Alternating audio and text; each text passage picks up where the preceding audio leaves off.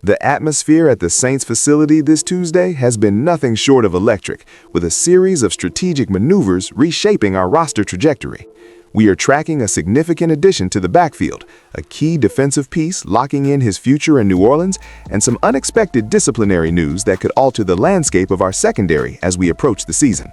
These aren't just transactions, they represent a deliberate shift in philosophy for the upcoming campaign. Stay locked in as we break down every angle of these critical developments.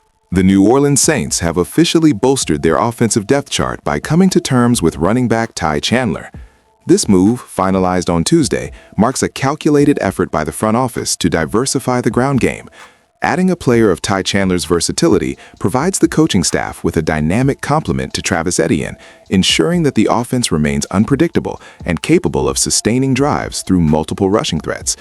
From a tactical standpoint, Ty Chandler brings a unique blend of explosive burst and pass-catching capability that fits perfectly into the modern offensive scheme we are running here in New Orleans. His experience navigating the trenches in the NFC North provides him with the necessary toughness to handle the rigors of our division schedule, where physical play is the standard. We are looking at a situation where the team is clearly prioritizing depth to mitigate injury risks, a lesson learned from previous seasons, where the backfield was thinned out by attrition. The contract structure likely reflects a team-friendly deal that allows for flexibility while securing a reliable rotational piece.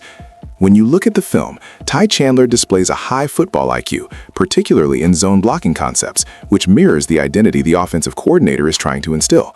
By bringing him in, the organization is sending a message that they are not content with standing still and are actively hunting for talent that can create mismatches. Fans should expect to see him utilized in creative packages, potentially lining up in the slot or out of the backfield to stress opposing linebackers. The integration process will be key, but given his background, the transition should be seamless. It is a smart, low-risk, high-reward acquisition that adds another layer of complexity for defensive coordinators preparing to face us. This move solidifies the rotation and ensures that the workload remains balanced, allowing Travis Etienne to stay fresh for high-leverage moments. As we evaluate the roster construction, it is clear that the front office is committed to building a sustainable winning culture through depth and strategic acquisitions.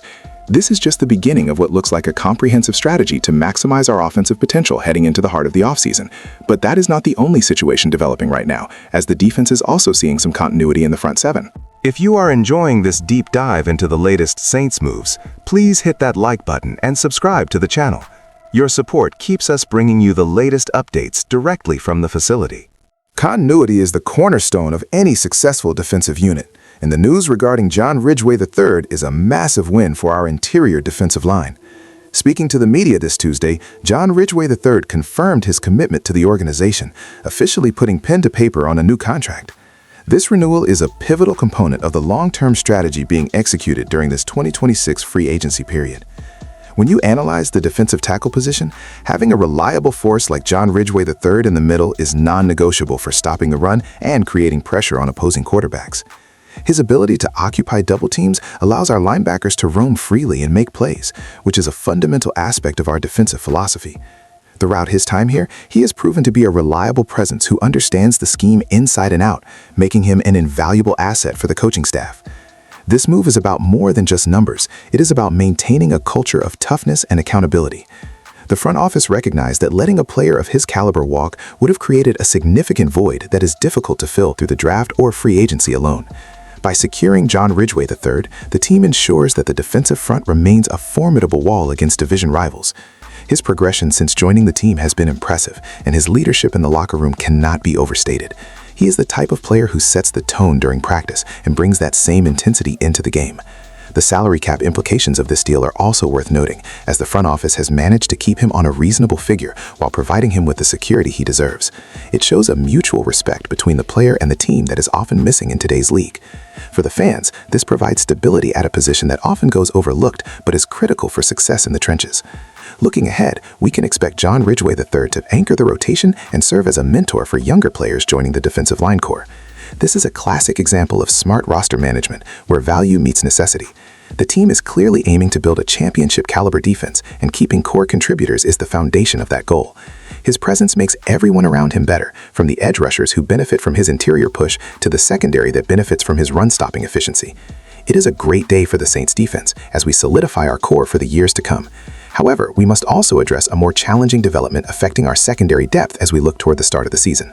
We turn now to a challenging update out of the secondary, where cornerback Beanie Bishop has been suspended by the NFL for the first 3 games of the 2026 season. According to reports from ESPN on Tuesday, the disciplinary action stems from a violation of the league's substance abuse policy. This is undoubtedly a blow to our depth at the position, as Beanie Bishop was expected to compete for significant playing time in our nickel and dime packages. From a coaching perspective, this creates an immediate vacancy that must be addressed before training camp fully kicks off. We have to look at the internal roster options to see who can step up and fill that void during his absence. The secondary is a position group that relies heavily on chemistry and trust, and having a key rotation player sidelined changes the math for our defensive coordinator. This situation forces the team to lean on younger players, or perhaps look for additional veteran help to bolster the unit in the interim. It is a tough setback for Beanie Bishop, who now faces the uphill climb of regaining his standing once his suspension concludes. The organization will likely support him through this process, while simultaneously preparing the next men up to ensure there is no drop-off in production. We have seen how quickly injuries and depth issues can impact a season, so this 3-game absence is something that the team must navigate with precision and urgency. Tactical adjustments will be necessary to compensate for his absence, potentially shifting assignments or increasing the workload on our starting cornerbacks during the first 3 weeks. It is a reminder of how fragile a roster can be when faced with unexpected absences. The focus now shifts to the practice field, where the competition for those backup roles will intensify significantly. We will be closely monitoring how the staff distributes reps and who emerges as the primary candidate to fill the nickel role. While this news is disappointing, the resilience of the team will be tested, and how they respond in these early games will set the tone for the rest of the year. It remains to be seen how this affects the overall defensive rotation, but the coaching staff has historically been adept at plugging gaps with high-effort players. We will continue to follow the situation and provide updates as the team adjusts their personnel groupings in the coming weeks. The road ahead remains focused on the long-term goals of the franchise, even with these hurdles.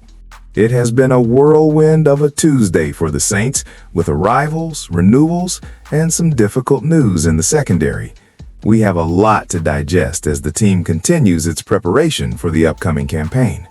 From the addition of offensive firepower to the crucial retention of defensive talent and the challenge of navigating early season suspensions, the front office certainly has their hands full. What is your take on these moves?